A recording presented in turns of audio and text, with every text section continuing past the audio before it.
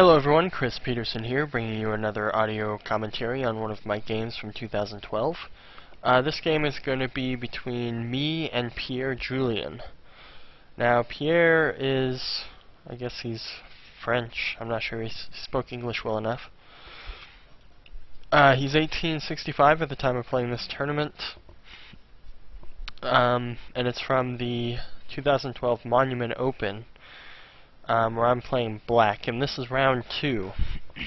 So I chatted with Pierre a little bit before the game, and he commented that I went to the University of Colorado, Denver, and he actually asked me if I had met Holmes, the Dark Knight shooter, the one who shot up the Aurora movie theater.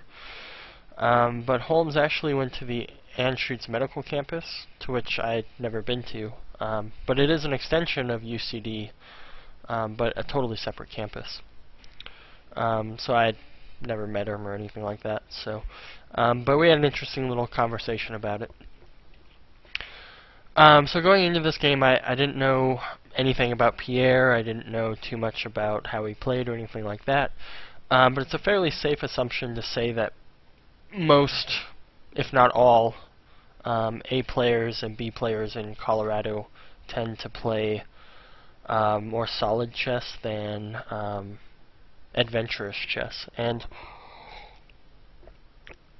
there's nothing really particularly wrong with that. It's a perfectly viable style. It just tends to frustrate me a little bit.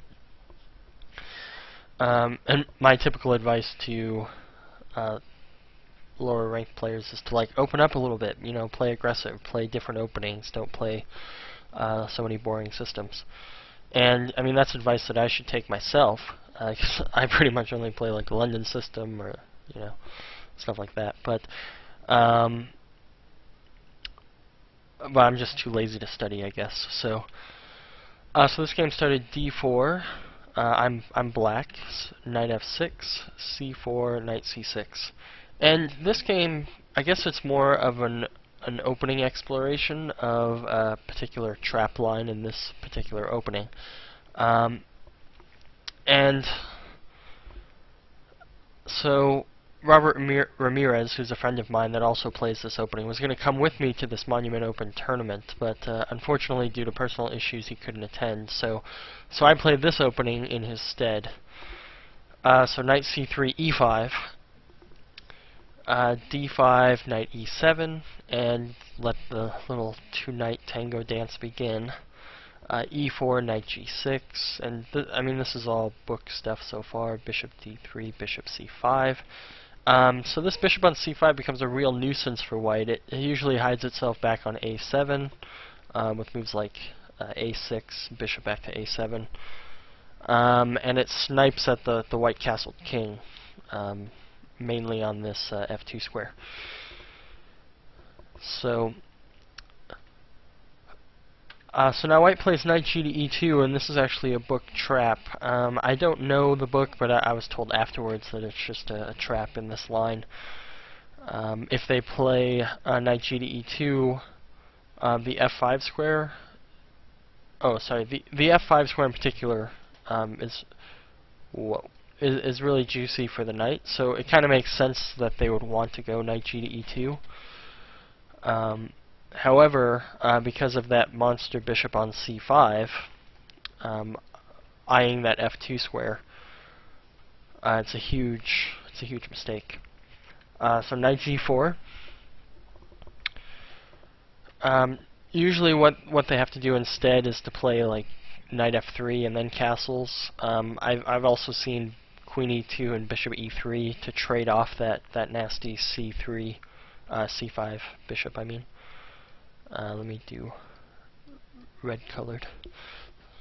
I don't know why, just better, I guess. So that's kind of the typical plan that a player would play. But after Knight G to E2, Knight G4 is going to be a really strong move. Castles, and now Queen H4 keeps up the pressure. Now there's 3 pieces hitting this weak F2 point, and I also have a threat against H2. H3, probably the only move. Everything else is probably getting checkmated. h3, and now knight f2. A little bit stronger than bishop f2, but bishop f2 is also pretty strong. Rook takes f2. Anything else is I got discoveries of the queen's under attack. It looks horrible. So I wanted to play h5 here, which is funny to transpose into a fishing pole line. I mean, at the time, I felt it was a little too slow and opted for the more direct route of knight takes f2. Taking with the knight seemed correct. I don't want to give up the dark square bishop for the rook, so as it is my most powerful piece, so it makes sense. But just to take a look, so bishop takes f2, rook takes f2, queen f2, king h1, knight h4, threatening mate on g2, queen g1, maybe knight f3 is a really interesting move, because if queen takes, this is actually going to be checkmate after the knight recaptures. So g takes f3, queen f3 check, queen g2. You can't take the g4 knight because I just played knight takes g1, so that wouldn't be good. Queen takes f3 check, queen g2, knight f2, king h2, and now I'm up an exchange and 2 pawns, which is more than enough. More than enough to win the game. So, but instead I played knight takes f2, and after rook takes f2, queen f2, king h1. I felt like the simplest way to continue in this position was to play d6, which opens up new avenues of attack against h3. So the immediate knight h4 here allows queen g1. So, for example, knight h4, queen g1, and the queens are forced off the board, which is no good. Because if the queen retreats, for example, my bishop on c5 will hang. So d6 has that added benefit. So this could be what it looks like after the queens are traded. I mean, black is still much better. Still up an exchange and a pawn. Still more than enough to win.